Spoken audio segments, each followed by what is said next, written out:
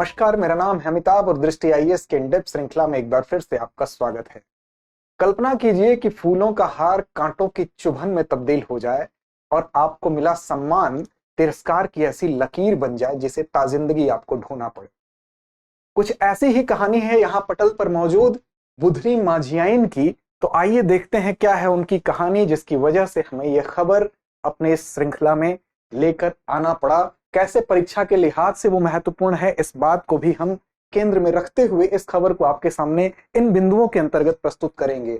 सबसे पहले हम देखेंगे वो खबर क्या है, फिर देखेंगे ये चर्चा में क्यों है, फिर देखेंगे कौन है बुधनी माझियाइन जिनकी चर्चा एक बार फिर से हो रही है, किस कारण से हो रही है उसको भी जानेंगे।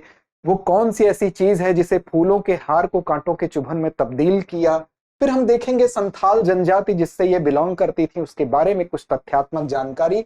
इसके बाद इतिहास के आईने में हम इसी सापेक्ष अध्ययन करेंगे, उसमें से संबंधित कुछ तथ्यों को आपके सामने रखेंगे।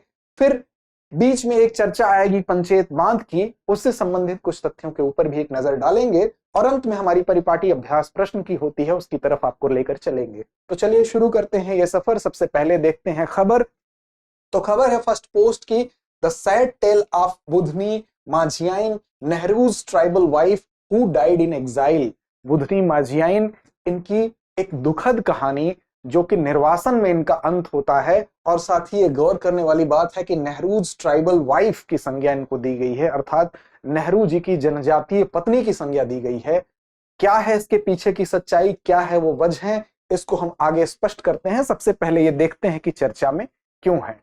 तो जैसा कि आप पीछे तस्वीरों में देख रहे हैं, ये बुधनी माझियाइन की तस्वीर है और ये संथाल जनजाति समुदाय से बिलोंग करती थी और 80 वर्ष की आयु में इनका निधन हो जाता है पंचेत झारखंड में। और निधन के साथ ही एक बार फिर से ये सुर्खियों में आती हैं।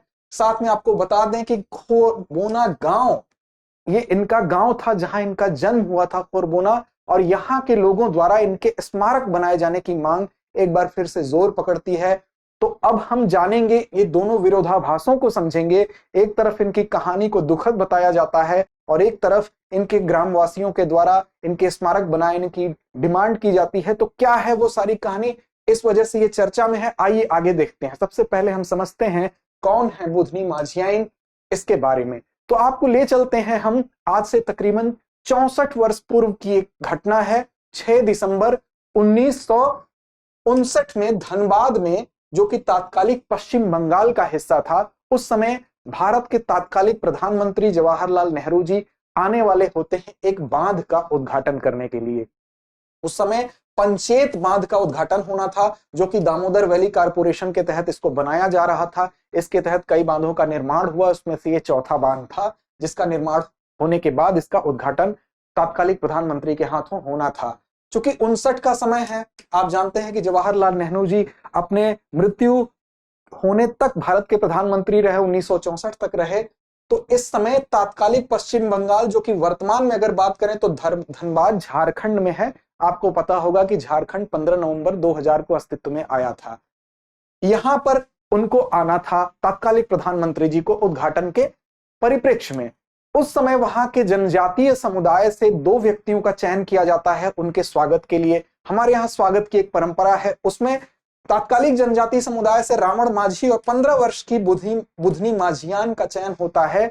और हमारे यहाँ स्वागत के लिए माल्यार्पण, चंदन लगाना, आरती करना, ये एक सामान्य प्रथा होती है। तो उसमें से बुधनी माझियान के द्वारा तात्कालिक प्रधानमंत्री का माल्यार्पण किया गया। बदले में तात्कालिक प्रधानमंत्री के द्वारा, नेहरू जी के द्वारा, इस बालिका का सम्मान करते हुए वो माला इसको भी पहना दी गई, जो अमूमन लोग करते हैं, सम्मान देने वाले को सम्मान दिया जाता है। तो ये माला उनके द्वारा इनको पहना दी गई। इसके बाद ये बालिका, जो उस समय मात्र 15 वर्ष की थी, इसकी भी खुशी का ठिकाना नहीं था। ये हर्षोल्लास में वापस आती है अपने गांव की तरफ। लेकिन आपको पता होना चाहिए कि ये किस संथाल आदिवासी समाज से बिलोंग करती थी, और आदिवासी समाज की अपनी लोक परंपरा होती है, उनकी अलग सांस्कृतिक विरासत होती है। और इसी अपनी अलग सांस्कृतिक विरासत के कारण, अपनी लोक परंपरा के कारण, उनके गांव में उस समय जो विवाह की पद्धति थी, उस समय विवाह की संथाल लोगों में 12 पद्धतियां थी, जिसको बापला, विवाह को वहां बापला कहा जाता है।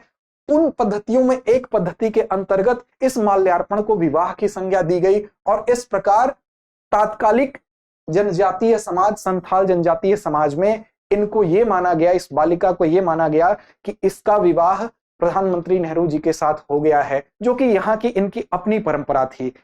इस लिहाज से इनको नेहरू जी की वाइफ की संज्ञा भी दी गई है, जो पिछली खबर में आपने देखा इनके समाज के द्वारा।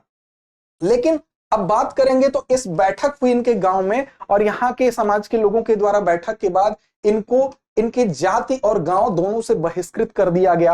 अब आप सोच रहे होंगे कि क्यों बहिष्कृत किया गया? क्योंकि जनजातीय समाज में चूंकि नेहरू जी इनके समाज से नहीं आते थे, तो ये माना गया कि अलग समुदाय में, अलग जाति में विवाह करने की वजह से इनको बहिष्कृत कर दिया गया। अब ये जाति गांव अर्थात खोरबोना गांव, इनके गांव का नाम था, वहां से निष्कासित हो गई और निर्वासन का जीवन व्यतीत करने लगी यहां से। हालांकि वो पुरुलिया जाती हैं। सुधीर दत्ता नाम के एक व्यक्ति हैं जो इनको फिर शरण देते हैं, उनके साथ ये रहती हैं। इनको पुत्री का जन्म भी होता है, लेकिन विवाह उनसे भी नहीं हो पाता है क्योंकि वो भी इनके जाति से बिलोंग नहीं करते थे। बाद में 1962 में डीवीसी से भी इनको निष्कासित कर दिया जाता है। दामोदर वैली कारपोरेशन जिसके साथ एक कॉन्ट्रैक्ट के तहत ये उससे संबंधित कार्य करती थी, उसमें अपना योगदान देती थी, मजदूरी करती थी। नौकरी से भी इनको हाथ धोना पड़ा।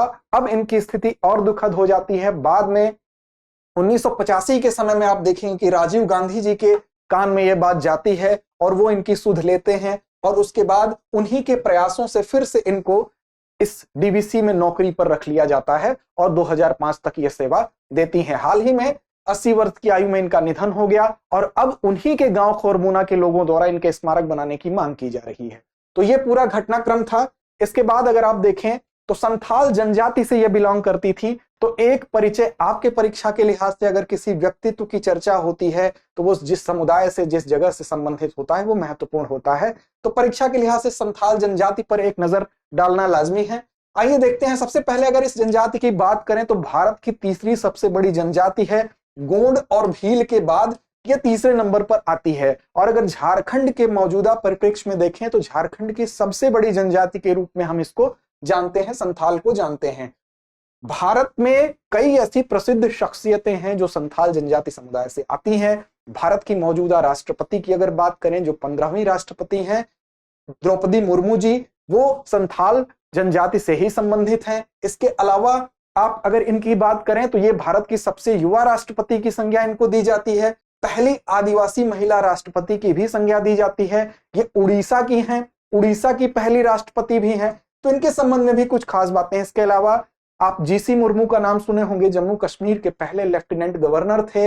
इसके अलावा मौजूदा समय में सीएजी के पद को सुशोभित कर रहे हैं। साथ ही डब्ल्यूएचओ में भी वो ऑडिटर के पद को सुशोभित कर रहे हैं। तो ये ऐसे तमाम लोग हैं, तमाम ऐसे नाम हैं जो कि चाहे शिबू सोरेन हो, चाहे बाबूलाल मरांडी हो, संथाल जनजातीय समुदाय से ऐसे तमाम शख्सियतों का नाम लिया जा सकता है जो कि भारत में प्रसिद्ध रहे हैं, अपना योगदान दिए हैं। इसके अलावा अगर बात करें इसके उत्पत्ति की तो अनुसूचित जाति और अनुसूचित जनजाति अनुसंधान और प्रशिक्षण संस्थान भुवनेश्वर में है। जो इसके अनुसार अगर बात की जाए तो संथाल जो शब्द है वो संथा और अला से मिलकर बना है, जिसमें संथा का मतलब शांत और अला का मतलब व्यक्ति होता है। अर्थात वो व्यक्ति जो शांत हो उसको संथाल कहते हैं, इसका शाब्दिक अर्थ है। और इस समाज के लोग, इस जनजाति समुदाय के लोग बेसिकली कृषि पर निर्भर थे, कृषक थे। अगर देखें तो कृषि ही इनकी व्यवस्था का, अर्थव्यवस्था का आधार है। साथ ही देखें तो इनके अगर प्रसार की बात की जाए तो इनका प्रसार आप देख सकते हैं कि झारखंड में, पश्चिम बंगाल में, उड़ीसा में, बिहार में और असम में भी भारत में है इनका प्रसार। अगर इनके संख्या के लिहाज से देखें तो सर्वाधिक संख्या इनकी झारखंड में है, तकरीबन 27.5 लाख इनकी संख्या बताई जाती है। उसके बाद पश्चिम बंगाल की अगर बात करें तो 25.12 लाख के आसपास इनकी जनसंख्या पश्चिम बंगाल में भी है। उसके बाद उड़ीसा में भी तकरीबन 8.94 लाख के आसपास इनकी जनसंख्या है। साथ ही बिहार में भी 4.06 लाख के आसपास इनकी जनसंख्या है। असम में भी कुछ संथाल समुदाय के लोग रहते हैं। अगर हम बात करें भारत के बाहर, तो भारत के बाहर भी बांग्लादेश और नेपाल में भी संथाल जनजातीय समुदाय के लोग की संख्या पाई जाती है।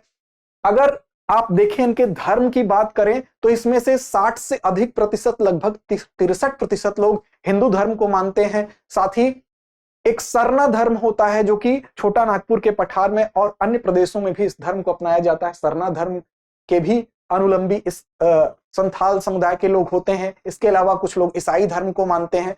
सरना धर्म बेसिकली एक ऐसा धर्म है जो प्रकृति प्रेमी होता है। इसमें प्रकृति को काफी महत्व दिया जाता है। साथ ही आप देखें, अगर इनके उत्पत्ति की बात करें तो मुंडा जनजाति का हिस्सा माना जाता है और साथ ही संथाल लोगों को ऐसा माना जाता है कि नॉर्थ कंबोडिया के चंपा साम्राज्य से इनकी उत्पत्ति हुई थी और तकरीबन 4000 से 3500 वर्ष पूर्व आप देखेंगे ये उड़ीसा के तट पर आकर यहां पर प्रवेश करते हैं भारत में और उसके बाद भारत के विभिन्न हिस्सों में ये बट जाते हैं। अगर इनके भाषा की बात करें तो संथाली इनकी मुख्य भाषा है, लेकिन संथाली के अलावा भी ये हिंदी, उड़िया और बंगाली इसका उच्चारण करते हैं, ये बोलते हैं। इनकी लिपि की जहां तक बात है तो ओल चिकी लिपि है। ओल चिकी लिपि की अगर बात करें तो पंडित रघुनाथ मुर्मू नाम के व्यक्ति हैं जिनको इस लिपि के विकास का श्रेय दिया जाता है। और आपको पता है कि हमारे भारतीय संविधान में 8वीं अनुसूची में बोडो, डोगरी, मैथिली के साथ संथाली को सम्मिलित किया गया है इसी ओल चिकी लिपि के साथ ही अगर इनके कला की बात करें तो इनकी चित्रकला है जिसको कहते हैं जादो पाटिया। जादो पाटिया इनकी चित्रकला है और इनकी चित्रकला की खास बात यह है कि उसमें कल्पनाशीलता देखने को मिलती है। इनकी कल्पनाशीलता का अनुमान इसी से आप लगा सकते हैं कि इन्होंने पक्षी और मछली अर्थात एक जल में चलने वाला और एक उड़ने वाला दोनों को मिला के एक करके एक रचना बनाई, तो ये इनकी कल्पनाशीलता इनके चित्रकारी में दिखाई देती है। साथ ही प्राकृतिक रंगों का, चूंकि ये प्रकृति के करीब है, सरना धर्म के भी मानने वाले हैं, तो प्राकृतिक रंगों का बहुत ज्यादा प्रयोग इनकी चित्रकला में देखने को मिलता है। साथ ही अब बात अगर इतिहास के आईने में हम देखें कि संथाल लोगों को, तो भारत के स्वतंत्रता संघर्ष में जब 1857 में भारत का पहला स्वाधीनता संघर्ष शुरू हुआ, उससे 2 वर्ष पहले ही जनजातीय विद्रोह की अगर बात हम जब करेंगे तो संथाल लोगों का नाम सबसे अग्रणी होगा, क्योंकि इस समय ये लोग भी विद्रोह करते हैं। उसके कुछ कारण होते हैं कि संथाल विद्रोह का क्या कारण था, जो कि तकरीबन 1855 और 56 के आसपास हुआ था।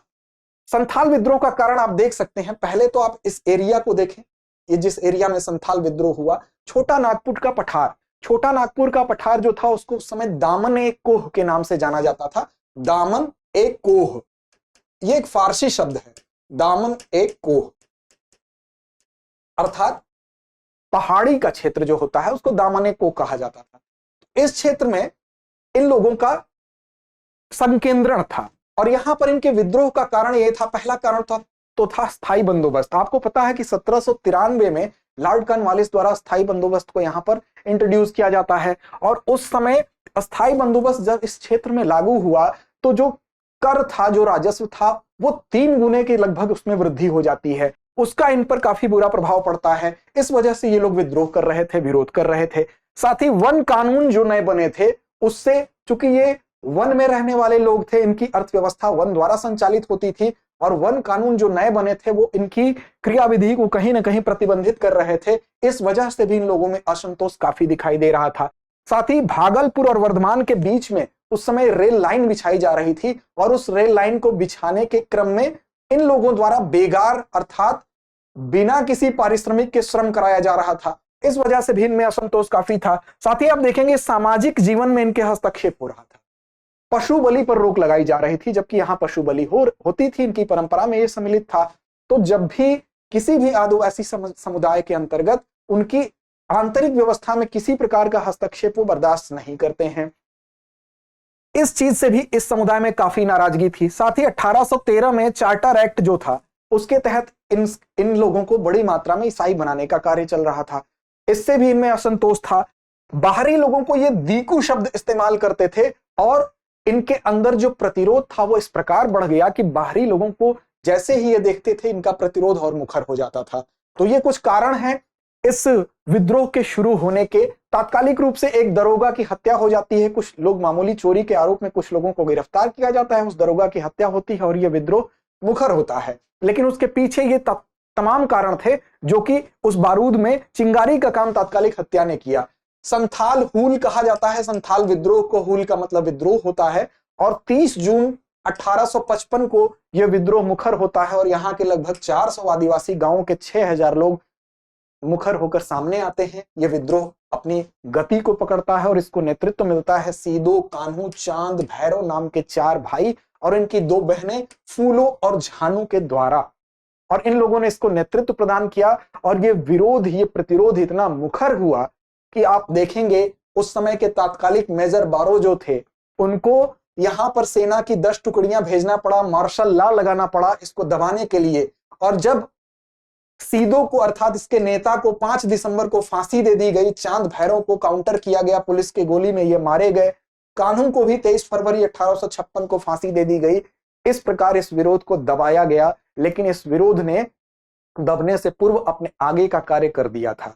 क्या किया था वो आपको इसके परिणामों में बताते हैं, लेकिन ध्यान रखें आपके 30 जून को हूल क्रांति दिवस के रूप में भी मनाया जाता है। परीक्षा के लिहाज से आपसे ये पूछा जा सकता है। अब परिणाम क्या हुआ इस विरोध का, इस संघर्ष का? परिणाम ये हुआ कि सबसे पहले तो भागलपुर और वीरभूम इन दोनों के कुछ हिस्सों को मिला करके संथाल परगना का निर्माण हुआ। दूसरा अगर देखें तो इसी विद्रोह का परिणाम यह हुआ कि संथाल टेनेंसी एक्ट पारित किया गया। साथ ही माझी व्यवस्था जो थी, इनकी अपनी सामाजिक व्यवस्था थी, उसको फिर से बहाल कर दिया गया। साथ ही स्वतंत्रता आंदोलन जो चल रहा था उसको और प्रेरणा मिलती है इस संथाल विद्रोह से। तो इस लिहाज से भी यह महत्वपूर्ण है। अब एक नजर हम डालते हैं इस बांध पे जिसका उद्घाटन करने के लिए आए थे तात्कालिक प्रधानमंत्री। इसका नाम था पंचेत बांध। आप इसमें देख सकते हैं ये दामोदर नदी पर यह बांध बनाया गया था और दामोदर बेसिन को आप यहां पर देख सकते हैं, ये दामोदर नदी है। इसकी सहायक नदी बाराकर है और दामोदर पर यह बांध बनाया गया। और दामोदर बेसिन की एक खास बात है कि इस एरिया में बाढ़ बहुत आती है और बाढ़ आने के कारण ही ये दामोदर नदी बेसिकली झारखंड से निकलकर पश्चिम बंगाल में हुगली में जाकर मिल जाती है। लेकिन बाढ़ की अधिकता के कारण ही इसको पश्चिम बंगाल का शोक भी कहा जाता है।